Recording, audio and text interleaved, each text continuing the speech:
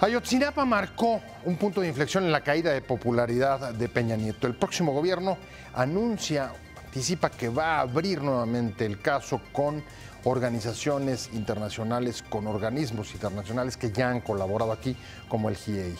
Pero después de 4 años de investigación, ¿cuáles son las probabilidades de alcanzar una narrativa, la verdad de los hechos y justicia, que es la principal demanda de las víctimas? Se lo vamos a preguntar a uno de los sobrevivientes de aquella noche de Ayotzinapa y a organizaciones de la sociedad civil que han estado siguiendo y empujando la investigación desde un principio. Soy José Buendía. Muchas gracias por estar con nosotros en este programa en el que todas las ideas se pueden cuestionar siempre que se debatan. Acompáñenme, vamos a ver algunas declaraciones para contextualizar el debate y regresar aquí a nuestro foro a tener nuestra discusión de hoy. La desaparición de los 43 estudiantes de Ayotzinapa fue un punto de inflexión en el gobierno de Peña Nieto, al que le quedan 100 días en el poder sin haber cerrado la investigación ni devuelto la paz a Guerrero. Por el contrario, responsables de gobernación del equipo de transición como Alejandro Encinas han adelantado que retomarán el expediente del caso Iguala con las líneas de investigación que propuso la comisión de expertos de la Comisión Interamericana de Derechos Humanos, que ofreció asesoría técnica al gobierno mexicano para esclarecer el caso. El destino de los 43 normalistas desaparecidos aún sigue sin resolverse. Los padres esperan la respuesta que les aclare qué pasó con cada uno de sus hijos, aunque la llamada verdad histórica de la investigación oficial concluyó que fueron asesinados y quemados en el basurero de Cocula por miembros del cártel local. Desde su campaña, en Iguala, y ante los padres de familia de los estudiantes desaparecidos, López Obrador prometió la creación de una comisión de la verdad que estaría integrada por la Comisión Interamericana de Derechos Humanos y la Organización de las Naciones Unidas. El tribunal ordenó recientemente la creación de una comisión de investigación para la verdad y la justicia para el caso Ayotzinapa, tras concluir que la PGR realizó una investigación con diversas irregularidades que impidieron conocer la verdad. López Obrador se ha comprometido a que tiene que haber justicia y es la Segov, la subsecretaría que va a estar a cargo de Alejandro Encinas, la que va a conducir este proceso, que va a ser apoyado por organizaciones y organismos internacionales de derechos humanos. Los jueces han dicho que la investigación no fue pronta, efectiva, independiente ni parcial por parte de la PGR, como lo exige la jurisprudencia de la Corte Interamericana de Derechos Humanos, así como los protocolos adoptados por la Organización de las Naciones Unidas. Se determinó que hay indicios suficientes para presumir que las confesiones e imputaciones en contra de coinculpados fueron obtenidas mediante tortura, apunta el tribunal. La PGR rechaza el criterio del tribunal. Desconoce la división de poderes y las facultades de persecución, investigación y el ejercicio de la acción penal que corresponde al Ministerio Público. El Centro de Derechos Humanos Miguel Agustín Pro ha expresado que la decisión del tribunal es histórica y que reconoce que el gobierno mexicano incurrió en diversas irregularidades durante la investigación. Además, han señalado que los jueces han considerado que la Fiscalía fue omisa con las líneas de investigación que sugerían la participación del Ejército Mexicano y de la Policía Federal en la desaparición del grupo de alumnos. El futuro subsecretario de Gobernación, Alejandro Encinas, calificó como absurdo que nieguen la instalación de la Comisión de la Verdad para investigar la desaparición de 43 estudiantes de Iguala y se comprometió a crearla una vez que esté en el gobierno. Asimismo, anunció que pretende invitar al grupo interdisciplinario de expertos independientes para que regresen a México y retomen la investigación. Aseguró que se quiere una comisión de la verdad que efectivamente ejerce el derecho a la verdad, que ejerza el derecho a la memoria y al mismo tiempo conozcamos el paradero de los estudiantes de la Escuela Rural de Ayotzinapa.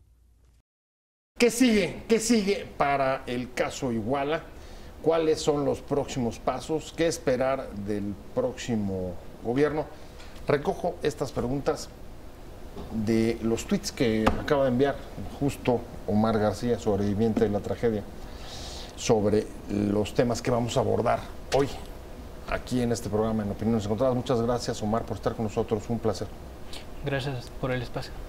Gracias a ti. Y me acompaña también Humberto Guerrero, el especialista de Fundar, una organización de la sociedad civil, especialista en los temas de desaparecidos. Muchas gracias, Pepe. Como es el caso de los 43 estudiantes de Ayotzinapa. Así es. Un Muchas gusto, gracias. un gusto recibirte. Como siempre, Pepe, aquí estamos. ¿Cómo andas? ¿Todo bien? Pues en el país, más o menos, pero bien. Vamos a arrancar. A ver, la verdad es que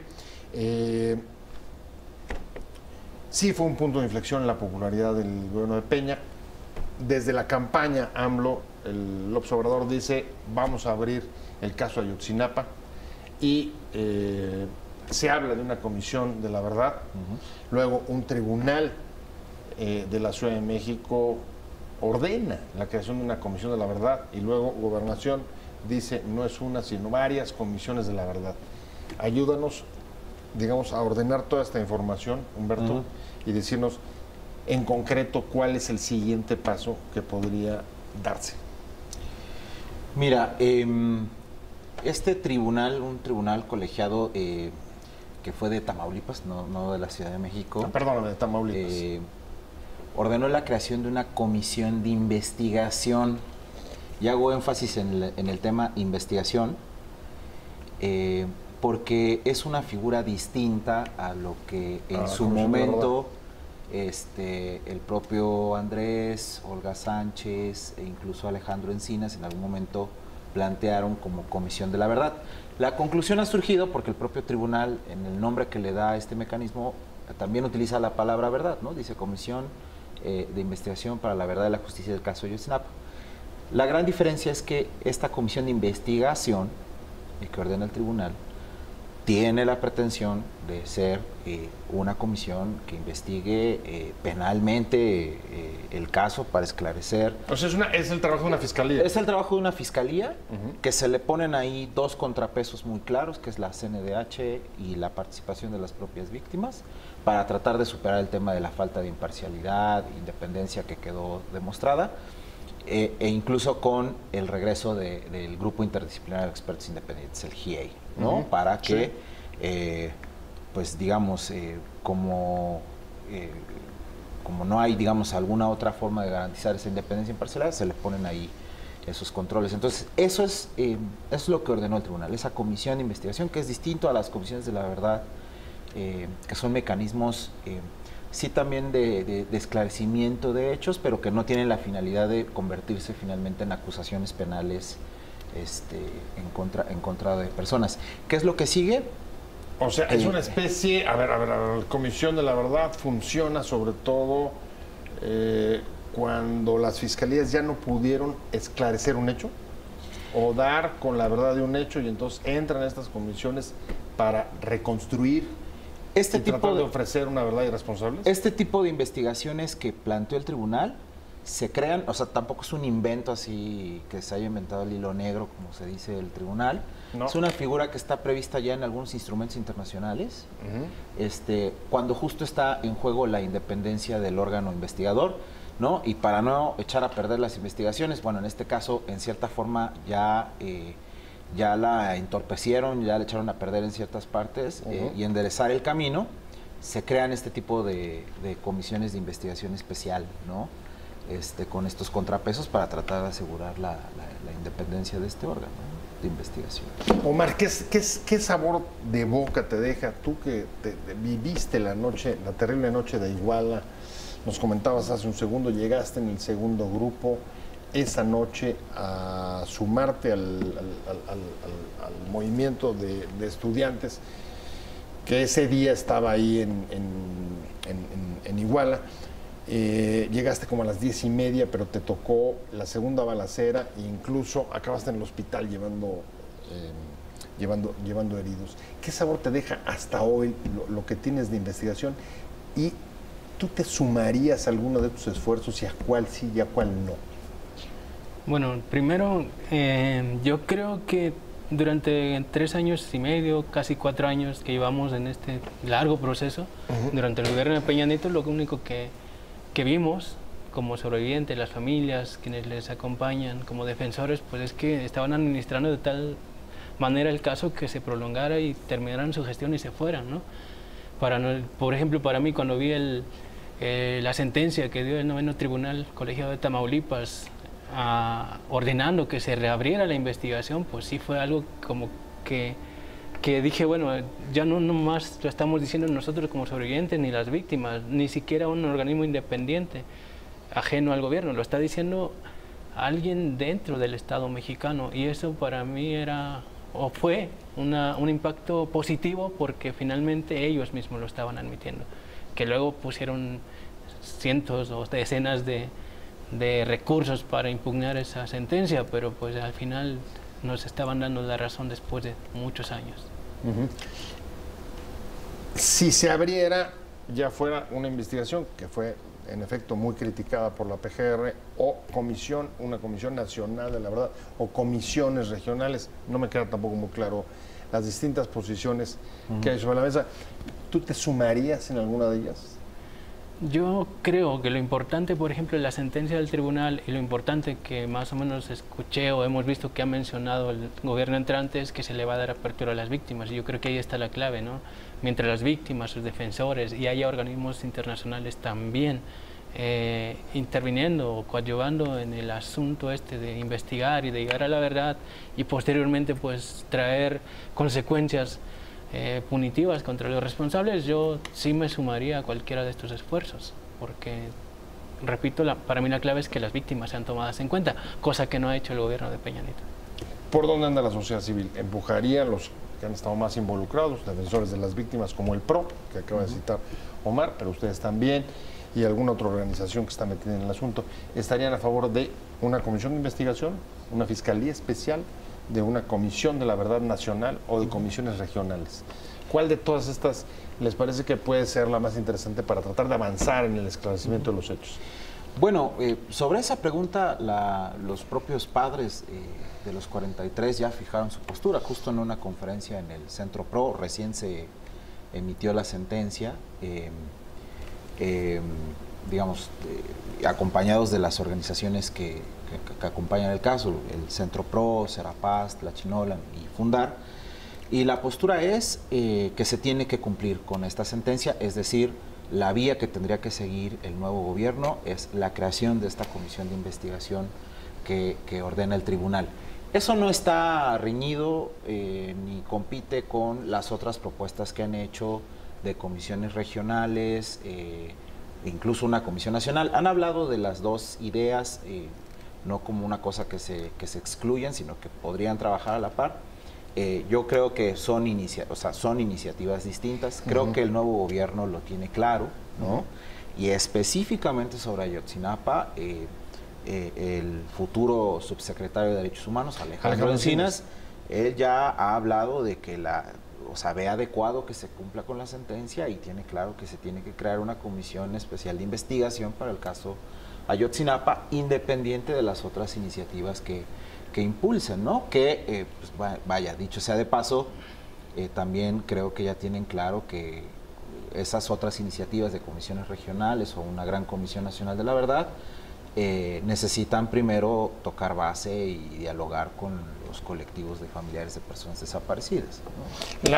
Este grupo de investigación, como señalabas hace rato, Omar, en efecto fue propuesto para ser integrado por familiares de las víctimas y Comisión Nacional de Derechos Humanos, justo con el argumento de falta de independencia en la investigación. La PGR salió y fue dura, dijo, están desconociendo la división de poderes y eso no puede prosperar. ¿Cuál es entonces la expectativa de esta comisión de investigación? Son los siguientes pasos del caso Ayotzinapa. El próximo gobierno ha anunciado que lo va a reabrir para seguir incluso líneas de investigación pendientes que dejó el grupo de expertos que colaboró con el gobierno de Peña para tratar de avanzar en una investigación que está atorada. Humberto Guerrero, de Fundar, especialista en el tema de desapariciones. Omar García, estudiante sobreviviente de aquella noche del caso Iguala.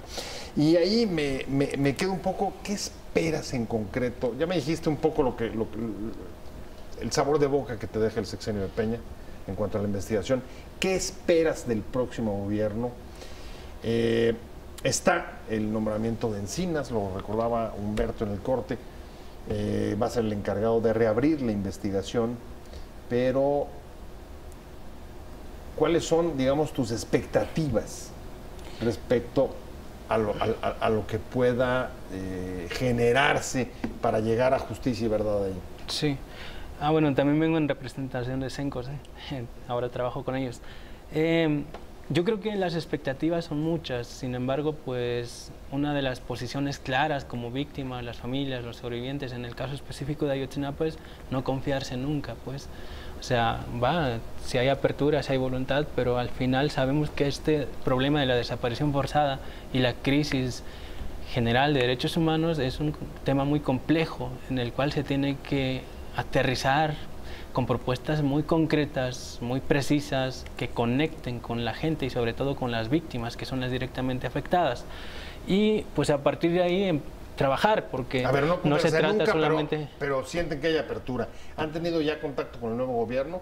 Pues han habido algunas reuniones con quienes se han sido designados para eso, por ejemplo con Encinas, y se ha hablado de que se van a retomar las líneas de investigación propuestas por el GIEI, entre otras cosas, ¿no? Entonces, por lo menos voluntad hay, capacidad, lo iremos viendo sobre la marcha, sin embargo, pues tenemos que ver, ¿no? Para creer, como se dice. Bueno, algunas de las líneas del GIEI, Humberto, que quedaron sobre la mesa, tú me vas a corregir, pero está investigar la participación del Ejército y de la Policía Federal en la desaparición, primero en los enfrentamientos y en la confrontación que hubo esa noche en Iguala, y luego y los muertos que se produjeron como consecuencia de eso, y luego la desaparición de los 43 estudiantes. Así es, el GIEI, creo que creo que esto se relaciona un poco con lo que preguntaba sobre las expectativas de la investigación. Si bien este gobierno se dedicó a administrar la investigación y a bloquear, digamos, su avance y a sostener y defender su versión oficial llamada verdad histórica, ¿no? El GIEI dejó líneas de investigación muy importantes, ¿no? Una está asociada a la participación de Fuerzas Armadas, Policía Estatal del Estado de Guerrero y Policía Federal. Esa noche, digamos, tanto participando directamente en los hechos como brindando un cinturón de protección, digamos, para quienes estaban directamente atacando o desapareciendo a los muchachos. Segundo, la hipótesis del trasiego de droga o, digamos, o la relación con investigaciones incluso que están en Estados Unidos, ¿no? Con relación a personas vinculadas al crimen organizado, ¿no?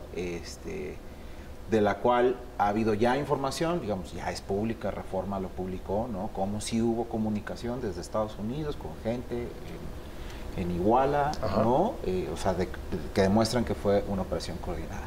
Entonces, yo a lo que voy con esto es que el propio tribunal dijo que en esa comisión de la verdad era incluso recomendable que regresara el apoyo del GIEI para retomar esas líneas, y el nuevo gobierno ya dijo que estarían en disposición de que eso ¿eso en la Comisión de la Verdad o en la Comisión de Investigación? En la Comisión de Investigación para Ayotzinapa. Que el GIEI entrara a colaborar. Es correcto. Desde la Comisión de Investigación. Desde la Comisión de Investigación, ¿no? Justo para retomar todas esas líneas, y a lo que voy es que a pesar del tiempo transcurrido y a pesar de los intentos del gobierno mexicano de obstruir la investigación, creo que hay posibilidades de enderezarla, es decir, de enmendar el camino y que sepamos qué ocurrió esa noche y dónde están los muchachos. Enderezarla, Omar. Esa es un poco la palabra más repetida. Reponer procedimiento, enderezarla, recuperar líneas de investigación. Estos son los términos que más escucho cuando se dice cuál es el siguiente paso en Ayotzinapa. Y dentro de ellos, en efecto, están las líneas que dejó el GIEI, policía y militares. Sí, sobre todo, ¿no? Te digo, yo aquella noche vi al ejército participar. Podrán decir que no vieron, que no escucharon, pero claro que tenía su batallón. ¿Qué de la participación del ejército? Pues en la clínica Cristina, que es donde estábamos refugiados 25 o 26 compañeros, junto con un herido grave, Edgar, al que después tuve que llevar al hospital. Llegaron, nos maltrataron verbalmente, casi físicamente, nos quitaron las playeras, los celulares, etcétera, ¿no? Y pues dijeron que eso nos lo merecíamos por andar de revoltosos, básicamente. Entonces, claro que estaban enterados de lo que estaba pasando y como decían, ¿no? O sea, claro que actuaron pues propiciando toda la facilidad para que quienes lo hayan hecho, aunque no ellos directamente, pues actuaron a sus anchas. O sea, fueron omisos. O Sí, sea, participaron de alguna manera indirectamente o como haya sido, y eso es lo que se necesita saber. ¿Protección quieres decir? Sí, claro, y por eso la línea de investigación es tan necesaria. ¿Hasta dónde tuvieron participación? ¿Y por qué tanto se ha opuesto el gobierno mexicano precisamente a que se investigue al ejército mexicano? Y eran del batallón, el batallón que Del está ahí batallón en- 27 Batallón 27 de Iguala. de Iguala. Está, ¿qué tan cerca estaba de donde se produjeron los enfrentamientos? 5 minutos, es muy cerca realmente. O sea, ¿cuántas cuadras? No tengo una noción clara, pero pues unas 8, 10, 15 cuadras, no sé. Incluso pensando en esa posibilidad, Humberto, ¿no? Reponer esas líneas, pedir entrevistas que el GIEI en efecto había pedido y creo que se pasaron por escrito. No sé si llegaron a contestarla los militares y la Policía Federal de la zona, pero en cualquier caso, después de 4 años es posible y con todo el manoseo que ha habido ahí, digamos, pruebas desde el día 2 o desde el día 1, desde, si mal no recuerdo, desde que apareces Tomás Herón, antes incluso de informar sobre lo sucedido. ¿Se puede llegar? ¿Tú crees que se pueda llegar a esclarecer? Sí, O a tener, digamos, una explicación satisfactoria para las víctimas? Sí, sí se puede, Pepe. Y creo que hay una cosa, o sea, que justo ahí es donde se demostrará la voluntad del nuevo gobierno de hacer avanzar esta investigación. O sea, entre la gente que ha sido procesada, ¿no? O que está en proceso por este caso, creo que hay muy altas posibilidades de que haya gente que efectivamente tenga información. Pero que simplemente... ¿Cuántos son? Más de 100, ¿no? Más de 100. ¿no? 130 más. 130 detenidos sí. por el caso de Ayotzinapa. ¿No? Pero que obviamente no han tenido ningún incentivo para hablar, pues porque es muy claro el pacto de impunidad que hay, ¿no? Y tienen además la certeza de que habrá una institucionalidad que está ahí para proteger ese pacto de impunidad, y por eso no hay ningún incentivo para que hablen y den información. Entonces es posible, ¿no? Es posible, retomando las líneas del GIEI y haciendo un trabajo cuidadoso, ¿no? Ya desde otra posición, digamos, con verdadera voluntad de esclarecer los hechos, ¿no? De hablar con los testigos de esa noche, y creo que se puede reconstruir, digamos, lo que sucedió esa noche y esclarecer el paradero de los muchachos, ¿no? Y, por supuesto, también esclarecer justo quiénes, hasta el día de hoy, han hecho todo lo posible por obstruir esta investigación, incluso torturar a testigos. O sea, no solamente ahorita los ya no testigos son- que puedan esclarecer los hechos, sino quién ha sido... ¿Quién desde el aparato de justicia, desde la Sedena, la CEMAR, la PGR e incluso Presidencia, ¿no? Han dado instrucciones o han tolerado conductas para que no se esclarezcan estos hechos? ¿Cuáles y dónde los mayores obstáculos que las víctimas han enfrentado dentro de las instituciones mexicanas, desde lo local hasta lo federal? El gobierno va a abrir el caso Iguala. ¿Cuáles son los siguientes pasos de la investigación sobre los 43 desaparecidos de Ayotzinapa? Estamos platicando con Humberto Guerrero de Fundar, y me quedé contigo, Omar García, uno de los sobrevivientes de esa noche negra en Iguala, y además trabaja actualmente en Cencos. Omar, ¿dónde y quiénes los mayores obstáculos que han enfrentado la investigación desde el 29 de septiembre? 26 de septiembre 26 de septiembre de 2014. de 2014. Pues yo creo que la narrativa, primero, que intentaron crear el caso, no aislarlo, decir es un problema local, en algo andaban, lo que hemos visto con miles de víctimas, no solo de desaparición forzada, sino también feminicidios, periodistas, activistas, defensores, siempre tratando de proyectar la culpa sobre la víctima. Entonces yo creo que eso fue lo primero a lo que nos enfrentamos. Luego, cuando no pudieron con eso, pues trataron de construir una versión que acomodara a sus intereses, seguramente, lo que vino a ser la verdad histórica, y que pues gracias en muy buena parte a los defensores, pues se logró que la Comisión Interamericana coadyuvara y luego viniera el GI y se rebatiera la verdad histórica, o por lo menos empezara a generar una narrativa distinta. Y pues cuando vino el GI, pues vienen los obstáculos para que no trabaje adecuadamente, no le dan las facilidades, etcétera, ¿no? Los criminalizan incluso también. Se trata de hacer una narrativa en los medios en los cuales pues se ataca a Ángela Buitrago, a Claudia Paz y Paz, a tantos más, tratando de vincularlos también con problemas o con guerrillas en sus países. Entonces, creo que uno de los obstáculos más grandes es la criminalización otra vez. Las víctimas son culpables y por otro lado, pues criminalizar también a todos los que nos apoyan. Entonces, eso y luego pues todo lo técnico, ¿no? Tomás Herón de Lucio, Murillo Karam, cambios en la PGR, al fin, otra vez, de prolongar el problema y que se acabe el sexenio, nos vamos y se acabó. Han señalado, digamos, al Ejército, a la Policía Federal, al gobierno, sobre todo a la PGR. Humberto, recientemente una ex procuradora de la República decía que, en su opinión, Ayotzinapa era un reflejo de la falta de profesionalismo. Y decía, ¿por qué, por ejemplo, en los primeros momentos, cuando se abre la investigación, no se llamó a dar testimonio, a prestar declaración al secretario de Seguridad Pública del Estado Guerrero, y porque tampoco se llamó a Ángel Aguirre? ¿Coincides? ¿Es un problema de falta de profesionalismo lo que ahí vimos?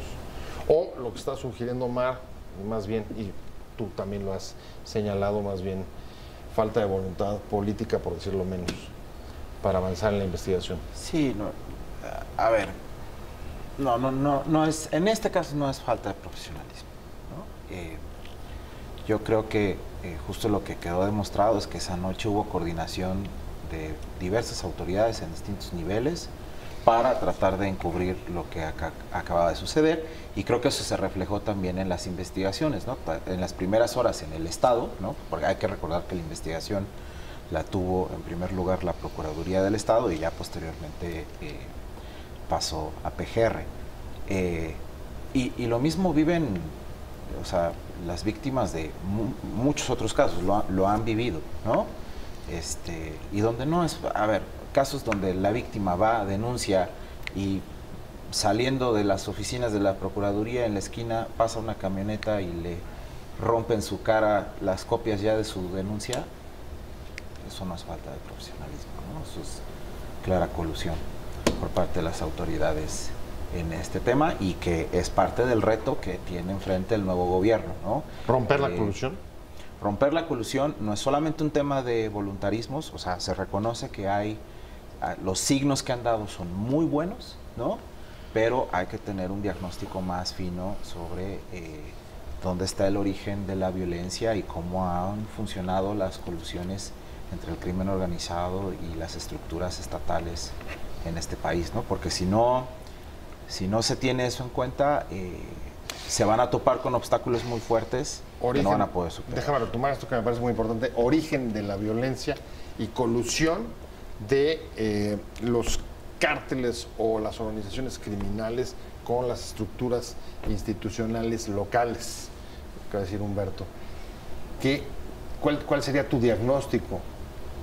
No es de opinión nada más. Es que yo repito, de lo que tú viste ahí o de lo que viviste. No, es que hay una colusión tremenda, o sea, por eso te decía, el tema de lo que va a seguir con el nuevo gobierno no es cuestión de voluntad nada más ni de crear expectativas, es un problema serio en el cual los funcionarios incluso van a tener que poner su pellejo porque no sabemos qué intereses van a tocar tanto dentro de las instituciones de gobierno como fuera de ellas.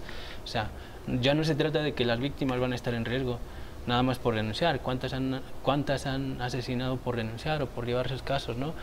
Ahora se trata de que probablemente también funcionarios mismos van a tener que arriesgar su pellejito junto a nosotros, si de verdad hay voluntad, si de verdad quiere ponerse sobre la mesa el tema de la desaparición forzada en México. Se va a terminar el sexenio y no solamente no se aclaró Ayotzinapa, sino que Guerrero sigue siendo uno de los estados que menos paz y más violencia tiene.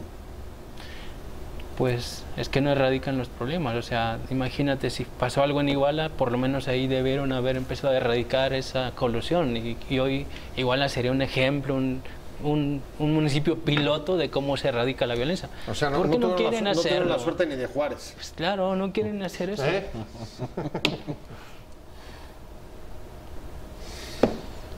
¿Creen en el próximo gobierno? Por lo menos creen que los signos que han puesto sobre la mesa son alentadores. Las entrevistas con Encinas han sido buenas. Pues son ¿Hay un plan de alentadores, se trabajo crea con ellos al expectativa. respecto? ¿Hay un plan de trabajo para encauzar? Sí, las expectativas son buenas, ¿no? Pero plan de trabajo, Humberto, todavía no hay. Está en construcción, ¿no? O sea, está en construcción, pues ya ha habido algunos acercamientos, ¿no? Y se tiene la idea de avanzar con pasos concretos, que es lo importante, ¿no? O sea, quizá no se resuelva todo, digamos, de la noche a la mañana, digamos, pero dar pasos concretos importantes, ¿no? Próximo paso de las víctimas con el próximo gobierno, ¿se reúnen con AMLO? Con Pues yo creo que van a buscar reunirse para lograr los compromisos de Estado formales, ¿no? Y después ya dejarle a los equipos designados hacer su trabajo. Entonces, eso tendría que pasar. Ahora, la cuestión, pues, repito, es que se tiene que trabajar muy duro y las víctimas deben estar siempre ahí, vigilantes, no confiarse jamás, que se creen las comisiones que se tengan que crear, que se tomen en cuenta a todas las víctimas de este país, porque no son solo los 43, son miles, hay más colectivos, hay más madres, padres buscando a sus hijos. Y a sus Así es, hijas. no solamente en Guerrero, sino en muchos otros estados del país, eso es absolutamente cierto. Ya me voy. Humberto Guerrero, muchas gracias por haber estado con nosotros. Muchas gracias a ti, como siempre, Pepe. haberte tenido. A Humberto Guerrero, el especialista en el tema de desapariciones forzadas de Fundar. Y muchas gracias, de verdad, Omar García, sobreviviente aquella noche y además actualmente también investigador y activista en CENCOS. Sí. Muchas gracias a los dos, pero gracias sobre todo a Pepe. usted por haber estado con nosotros en Opiniones Encontradas.